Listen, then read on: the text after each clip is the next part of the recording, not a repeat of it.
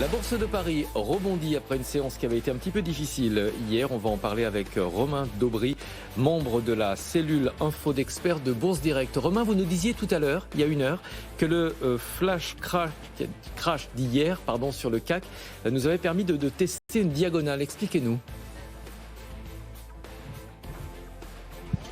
Ça permet effectivement de tester un niveau de support qu'on avait pressenti, qu'on avait déjà testé plusieurs fois et qui a été validé hier. C'est-à-dire que le mouvement est resté technique hier, même si l'accélération baissière a été brutale, on n'a pas rompu des niveaux de support majeurs. Donc ça c'est important et ça veut dire que les indices, en tout cas parisiens, préservent des niveaux techniques importants.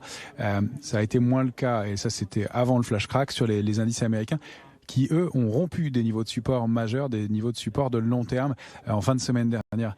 Pour l'instant, ce qu'on fait, c'est qu'on est en train de se recaler, à mon sens, avant la réunion de demain soir, avant d'en savoir plus sur l'évolution de la politique monétaire, effectivement, cette hausse de 0,5 ou 0,75%, et puis tout le discours qui va en suivre, et le calendrier et la visibilité que demandent les opérateurs. Sur les indices, c'est très technique encore et c'est ça qui est intéressant de noter, même sur les indices américains. On avait donné sur le S&P comme niveau de retournement et de rupture 4169 points. C'était le point haut d'hier. Donc dans le rebond qu'on a connu hier, on est resté sous ce niveau de résistance maintenant, important, et on s'apprête à pourquoi pas le déborder en cas d'optimisme à nouveau des opérateurs. Mais pour l'instant, on est du mauvais côté de la barrière et on resterait baissier jusqu'à 4199. Sur le Nasdaq, le niveau c'est 13 070 points environ. Alors il y a une zone très importante jusqu'à 13 320, mais 13 070, et on évolue autour ce matin, et même le rebond d'hier soir a mené jusque-là et un petit peu au-delà, mais autour de ce niveau. Donc on est allé se recaler sur l'Eurostock, c'est la zone 3745, 3765, on l'avait rompu, on évolue autour à nouveau. À Paris, c'est un petit peu mieux, c'est donc 6260, cette fameuse oblique, et on a rebondi nettement dessus hier. On n'arrive pas en revanche à déborder cette zone majeure située entre 6450 et 6490 points, qui permettrait à l'indice de reprendre des couleurs au moins à court terme. Alors, on n'attend pas des mouvements aussi forts de toute façon dans ce contexte, mais peut-être de reprendre des couleurs, de retourner en trading range et donc dans une zone de consolidation latérale à nouveau, et de s'éloigner de niveaux d'alerte. Mais globalement, on est assez sous-investi. On investit de façon on fait vraiment du stock picking. La logique indicielle est un peu compliquée. On constate du côté sectoriel que les secteurs forts sont les secteurs de l'alimentation, des télécoms et tout ce qui touche à l'énergie globalement, que globalement les opérateurs cherchent des histoires plutôt défensives. On voit le beau parcours d'Orange, et donc nous on est placé sur des titres assez spécifiques individuellement, donc soit Total, Pernod Ricard ou Danone, qui sont des valeurs fortes de l'indice parisien pour l'instant. Il y a des dossiers aussi comme Wavestone qui sont très positifs dans les médias. Globalement, sur d'autres valeurs, c'est très mitigé.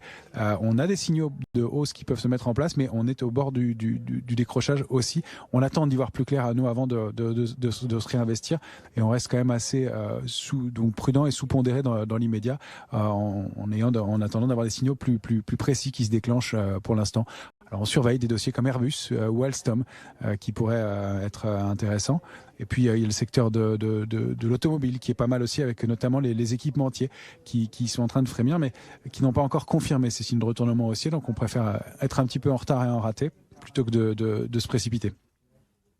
Merci beaucoup Romain. Romain Daubry, membre de la cellule info d'experts de Bourse Direct. La Bourse de Paris donc en progression de 0,84% parmi les valeurs qui se distinguent à la hausse. Alstom, Romain vient d'en parler, plus 4,3%. Renault dans le secteur automobile, plus 3,7%. BNP Paribas qui a annoncé des bénéfices trimestriels en forte progression, 19% de hausse. Le titre s'apprécie de 3,3%. Société Générale qui publiera un petit peu plus tard dans la semaine est également orienté à la hausse, plus 2,2%.